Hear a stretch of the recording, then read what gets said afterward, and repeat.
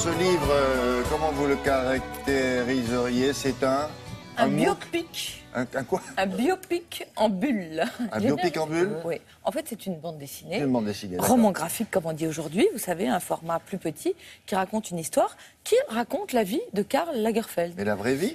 La vraie vie de Karl Lagerfeld. Et son chat et de son chat Choupette, bien évidemment, puisqu'il n'y a pas de Karl sans Choupette. C'est Tiffany Cooper qui le fait. C'est une biographie autorisée, mais autorisée avec une autodérision, je dois dire, assez rare. Tiffany Cooper, elle a travaillé longtemps dans le monde de l'art et de la mode. Un jour, elle était au chômage. Donc, plutôt que d'être chômeuse, elle a monté un blog. Le blog a cartonné parce qu'elle avait un regard très acidulé sur le monde et la mode. Le blog est devenu un livre. De fil en aiguille, elle a fait des t-shirts, des couvertures de magazines. Elle est devenue un peu une star de l'illustration et vraiment méritée parce qu'elle a un regard, je trouve, et un trait de crayon très intéressant. Puis un jour, elle s'est dit, j'ai fait un livre, j'ai fait des t-shirts, j'ai travaillé pour Colette, qui est un peu le Graal de l'illustration. Qu'est-ce que j'aimerais faire? J'aimerais travailler avec Karl Lagerfeld. Donc elle lui envoie tout avec une lettre en lui disant je peux faire vos vitrines, des vitrines rigolotes, je peux laver vos chaussettes. Il lui répond qu'il préfère des vitrines. Et de fil en aiguille, ils font une collaboration et ce livre. Pour cela, elle a enquêté, elle a regardé tout ce qui avait été écrit sur Karl et on découvre sa vie, la naissance en Allemagne, la mère, vous savez, terrible, qui est à la fois très aimante et très sévère, qui lui dit « tu me ressembles en moins bien », qui lui dit comme ça que des choses horribles.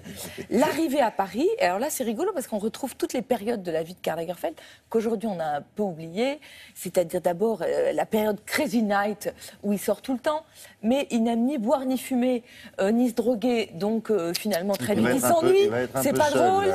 Voilà.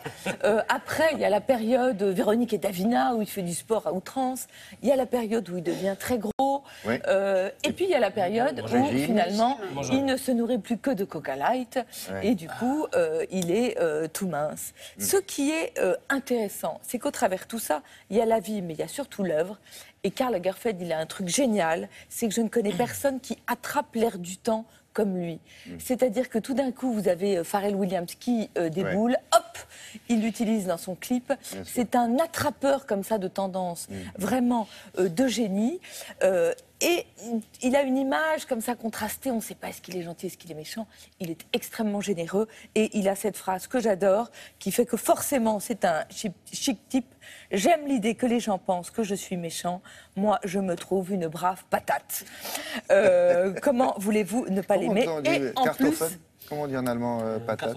Kartoffel. Voilà, je vous laisse dire en allemand. Et en plus, évidemment, c'est un fou de livres. Il a une magnifique librairie rue de Lille et il a la plus belle bibliothèque que j'ai jamais vue. Ce qui me fait une transition géniale. Vraiment, j'ai beaucoup travaillé avec mon deuxième livre qui s'appelle Lire, vivre et rêver, dans lequel Alexandre Fillon a eu une très bonne idée. Il a demandé à 21 écrivains de raconter leur plus grande histoire d'amour avec un libraire. Donc c'est rigolo parce que c'est un livre un peu miroir, forcément ça vous rappelle vos propres souvenirs. Donc par exemple Éric Nehoff, il raconte dans son premier libraire à Cahors, qui ressemblait à Sampé, qu'il avait décidé avec un copain d'acheter tous les livres folio. Alors il y en avait un qui achetait les pairs, l'autre qui achetait les numéros impairs.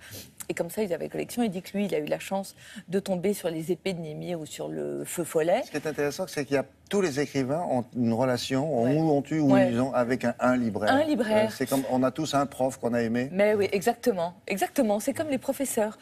Fuenquinos, il fait un texte très très drôle en disant que les libraires sont des fous, que ce sont des démons, l'idée comme ça d'offrir des livres. Et le chef des fous, c'est un libraire à Val d'Isère. Alors je ne le connais pas, mais un jour il faut que j'y aille parce que tout le monde me parle de ce libraire qui déteste skier alors qu'il est à Val d'Isère. Fuenquinos, il dit en même temps, un libraire en Alsace, il n'est pas obligé de manger de la choucroute. Et un libraire avec son caractère, qui quand, par exemple, on lui demande un livre qu'il n'aime pas, il dit « Ah non, pas de ça chez moi !» Puis il renvoie les gens. Ou alors il leur donne un autre livre. Et Fuenquinos, il a une jolie remarque. Il dit que pour son dernier livre, le libraire lui a fait ce commentaire. Il lui a dit « Tu as écrit ma vie ». Et il dit qu'un bon libraire, c'est un libraire qui vit comme ça les histoires. Et le dernier mot, c'est à Bernard Chapuis, qui dit que aller dans une librairie, c'est comme aller dans un potager. alors que commander un livre sur Internet, c'est comme se faire livrer une pizza à domicile. Pas mal. Froide en plus. Ah, bah ça, j'irai pas jusque-là.